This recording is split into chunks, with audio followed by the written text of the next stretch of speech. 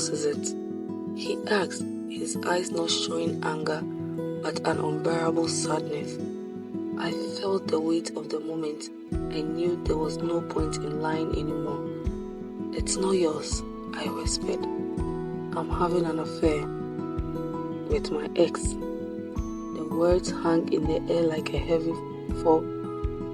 Fred sat down on the couch, his face stricken with pain, but he didn't shout. He didn't cry. He simply asked, "Why?" I looked at him, unable to find the words for what I had done to him.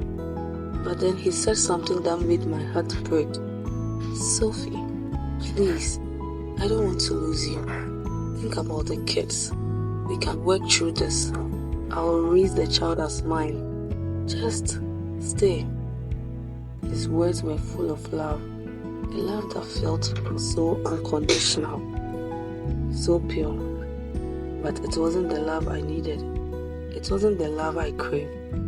It felt like he was begging me to stay for the wrong reasons, as though he was willing to accept the child that wasn't his, just to hold on to me. I couldn't do it. My mind was already made up. To speed things up, I gave Daniel a large sum of money I had saved for my salon, to help process my papers so we could leave and start our life together. I had made my choice. I was willing to walk away from everything. The life I had built with Fred, the stability, the love he had shown me, for the chaos, the passion, and the dream of a life with Daniel. Time wasn't on my side, and my husband wasn't ready to grant me my freedom. The parents got involved. When I realized he wasn't willing to let me go, I made the bold decision to move out. I didn't think about my children or the consequences, only the excitement of starting a life with Jan. I ignored Fred's calls and messages, telling him to only reach out when he was ready to proceed with the divorce. At first, things with Dan felt perfect. Everything seemed to be falling in place. Until one night, he received a mysterious phone call. I sensed something was off, but I brushed it aside. Then one day, I came home from work to find our house completely empty. Dan had packed up and left. Daniel once again left me, this time with a note. "I'm sorry, Sophie. I never meant to hurt you, but I have a family in the States. My wife was filing for a divorce, but now she wants to work things out. I came back home to breathe, to find peace, and you gave me that. But I can't turn my back on them now. Please forgive me." I read the note over and over again, each word slicing deeper than the last. Another heartbreak, but this time the impact was different. It wasn't just emotional, it was physical. A sharp pain shot through my chest, and before I knew it, I was rushed to the hospital by the house help. Thankfully, it was nothing life-threatening, but the doctor advised I rest. I stayed with my parents after that, sunk in a heavy cloud of shame and regret. The disgrace, the whispers, the silence from people who once admired me, all of it crashed over me like a tidal wave. I had left a good home, chasing a version of love that turned out to be a shadow. Months passed, and I delivered a baby girl. She was the most beautiful reminder that something good could still come out of a broken story. This child will forever be a reminder of my past mistakes, but she bears no fault. I've come to accept everything that happened as a valuable lesson. Not long after, Fred came to visit with the kids. The moment they saw their little sister, their faces lit up. They laughed, touched her tiny fingers, and asked endless questions. I could tell Fred hadn't said anything bad to them. He had protected my image. I didn't deserve that kind of kindness. Later that day, Fred's mother called to congratulate me. She spoke as though nothing had happened, as if she truly had no idea about the drama that had unfolded. That, too, shook me. A week later, Fred came by alone. We sat in the backyard, quiet for a long while, until he finally spoke. "Sophie, I want you to come back home." I blinked.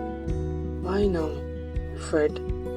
Why would you want me back after everything?" He looked down for a second, then met my eyes. Because I was heartbroken too. I needed time to heal, but I never stopped caring about you. We have a family, Sophie, a beautiful one, and despite everything that happened, I believe we can still work it out. Tears welled up in my eyes. "How are you still this good to me, Fred?"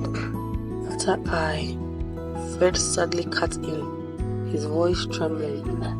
"You shouldn't have accepted my proposal if you didn't love me. I thought you did, until I married you. I tried everything I could to make you love me, Sophie, but you never did.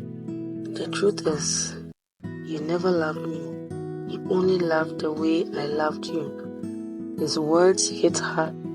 I could see the pain in his eyes, the years of trying, of hoping, of carrying the weight of a one-sided love. He turned his face away for a moment, wiping the tears that had started to fall. "I wanted to walk away, Sophie, because you hurt me deeply," he said, barely holding himself together. "But I just can't. I don't know why. Maybe I'm a fool, but I still love you." There was a silence so heavy it pressed on my chest. Then he spoke again, softer this time. "My parents' divorce scarred me. It left me with wounds I never talked about. I don't want that for our children. They deserve better. A full home. A chance to grow up in love, not brokenness." He reached for my hand.